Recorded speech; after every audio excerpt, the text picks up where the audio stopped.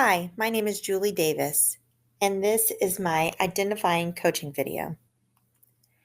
In this coaching video with Meredith Sellers, a kindergarten teacher at Chestatee Elementary, we discuss her observation video that took place in her classroom.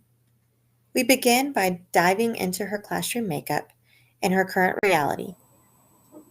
Okay, so thanks for letting me come into your classroom and kind of view your lesson. Thanks for letting me help you out. Of course. Let's talk a little bit about your lesson and what I saw in the video. Were you able to view the video and kind of see everything? Yes, Awesome. So tell me a little bit about your class makeup. What does it look like? So I am a general ed classroom, and I have a mix of ESOL kids in the bunch. Awesome. And how many teachers work in your room? I have a parapro and I have a student teacher. Okay, awesome. So I remember seeing them in the video. So your parapro is Miss Martinez, and Yes. then Miss Jessie is your intern. Okay, awesome. And the demographics in your classroom, what's their makeup? It's, I would say, mostly Caucasian, and then the other chunk is Hispanic. Okay, great. And what skill were we working on in that video? We were working on CBC words and just sounding out words, chopping them up, phonics. Nice. And do you remember, were you using the UFly manual that our county? Yes. Okay, It was so awesome. a UFly lesson. Awesome.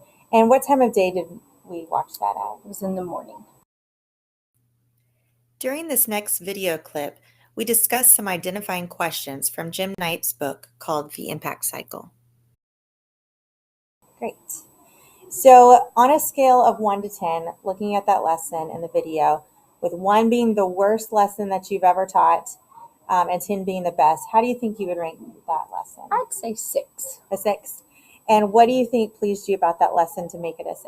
I felt like most of the kids were engaged. They were paying attention and seemed to be following along. Nice. Yeah, I noticed that too.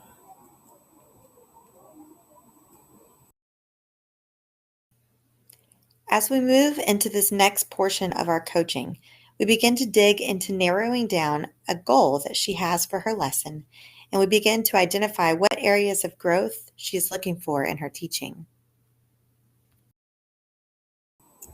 Okay, so what would you have to change to move the lesson closer to being a 10, like the perfect lesson?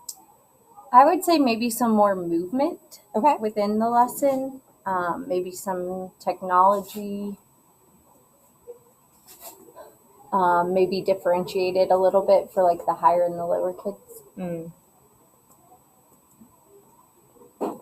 Awesome. And what would your students be doing differently if her class was a 10? I'd say moving, also maybe like in smaller groups based on their ability. So maybe breaking off with your para and your intern. I like that. So tell me more about what that would look like in those smaller group settings. So I would probably have my lower group just working on letters and sounds, and then my middle group working on CBC words, chopping them up, and then my high kids using those words in sentences. Oh, good.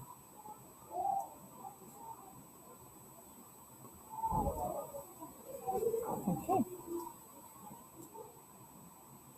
How could we measure that change? What is something that we could maybe measure or use to measure to see that change in that group, in that lesson?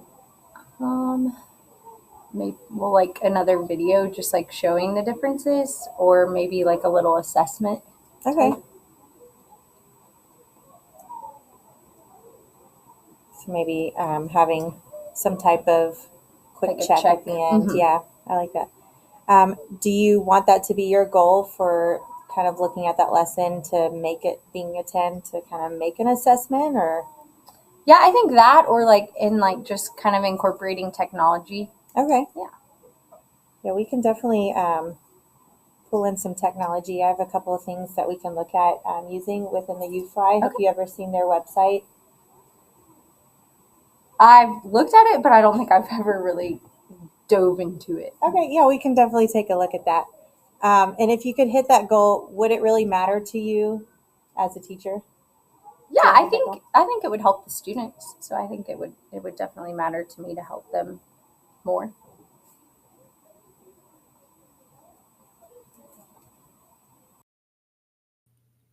In this last clip, Mrs. Sellers was able to identify using technology as a teaching strategy that she could use as a way to hit her goal of taking this particular lesson from a 6 to a 10.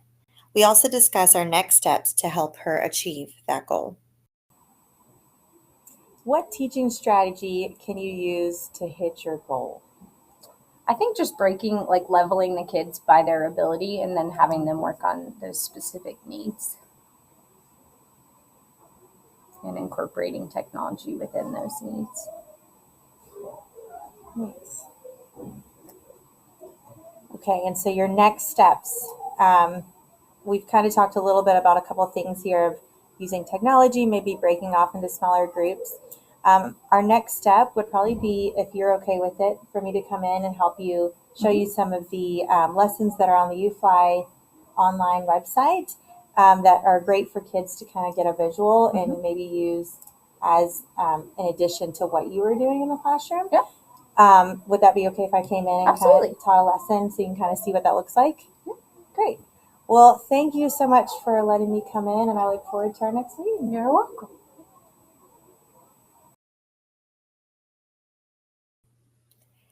Our next steps will be for us to sit down together, review the UFly website and resources available, and to determine which would be the best fit for her class.